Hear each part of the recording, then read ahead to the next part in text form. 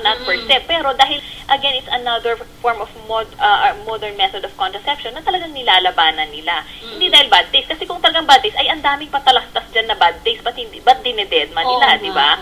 Pero ito, dahil nga condom na naman yan, dahil modern means of contraceptives na naman yan, na ayaw talaga nila na tanggapin na kailangan talaga ng tao.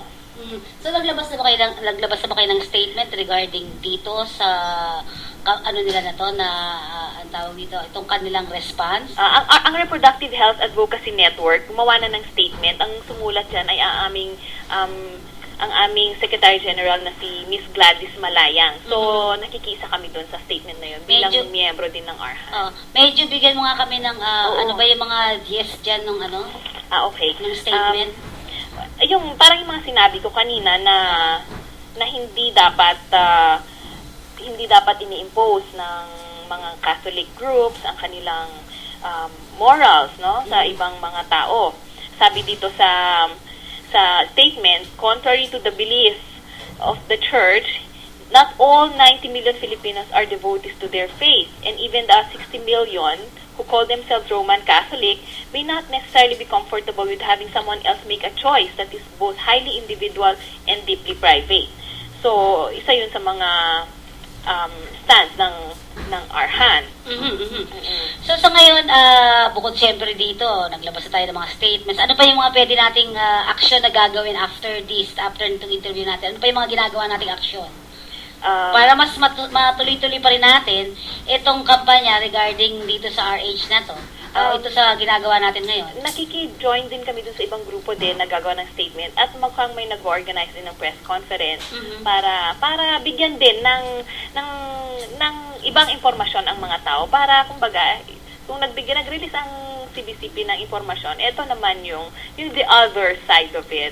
Para we trust naman that the people, kung kompleto ang impormasyon nila, ay alam nila kung saan sila tatayo at ano yung desisyon nila sa buhay nila.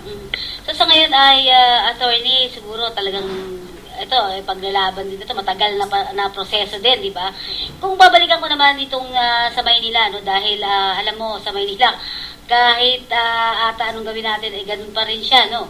At dahil dito sa 003, may mga ginagawa ba ang Women Lead for this? Oo.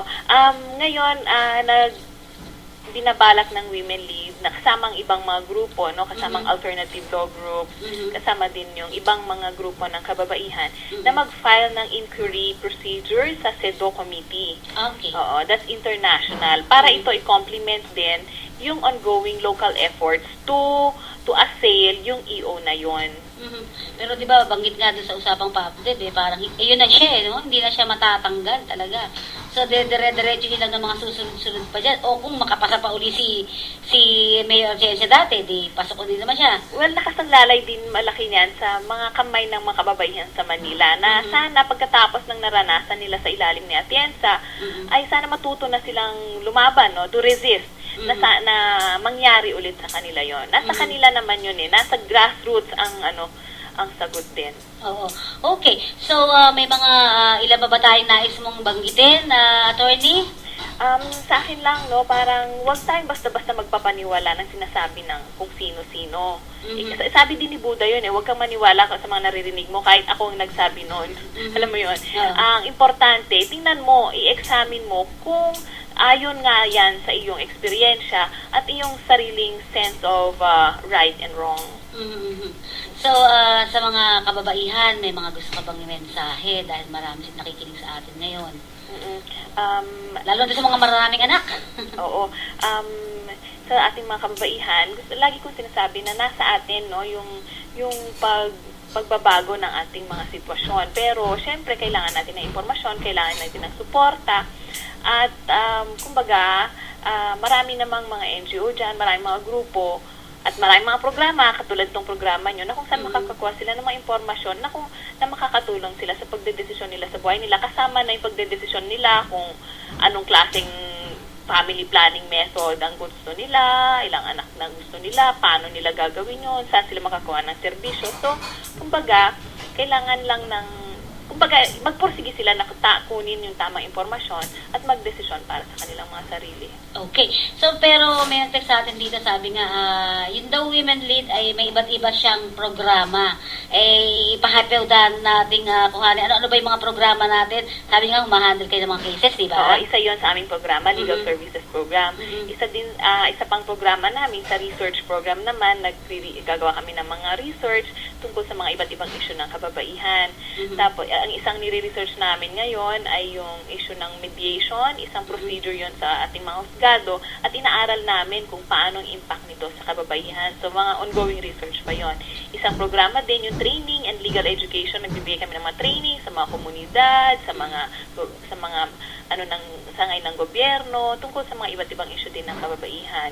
Tapos, nandyan din yung advocacy, kasamang media advocacy, katulad ng ginagawa ko ngayon, at legislative advocacy, na kung saan lumalaban din kami sa Kongreso at sa Senado sa pagpasa ng mga mga batas na makababae. Okay. Meron ba kayong counseling? Oo naman, meron kami counseling over the phone, so pwede silang tumawag, magpa-counseling, hanapin lang yung counselor for the day. Ang aming hotline ay 435-6823. 435-6823. Ito ang hotline.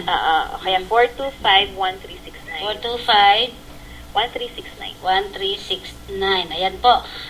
Meron nga, may mga counseling work pala sila, kaya pwede kayo tumawag sa 435-6823, 425-1369. At saan po pwede kayong matagpuan o pwede silang sumulat?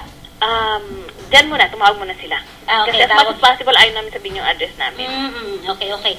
So, ma'am, ito yung mga ginagawa nyo lahat, napakadami, napakarami pala ng mga inyong mga ginagawa para sa issue ng kababaihan. Bakit babae lang daw? Ayan, teka, saan ba to? Bakit babae lang? Pwede ba daw ang mga kalalakihan din? Oo, hindi kasama ang mandate namin sa kalalakihan. Pero bakit babae nga ang focus namin? Kasi alam naman natin na sa ating buong history, no, babae ang naging dehado, no? For the past centuries, years, the history of our nation and the world. So, ang babae ngayon na ngailangan ng suporta, kaya babae muna ang focus namin. So, hopefully, dadating ang panahon na hindi na kailangan ng mga women's group dahil pantay-pantay ng lahat ng tao. At saka mas malakas na sila, no? Mas malakas, no? Okay.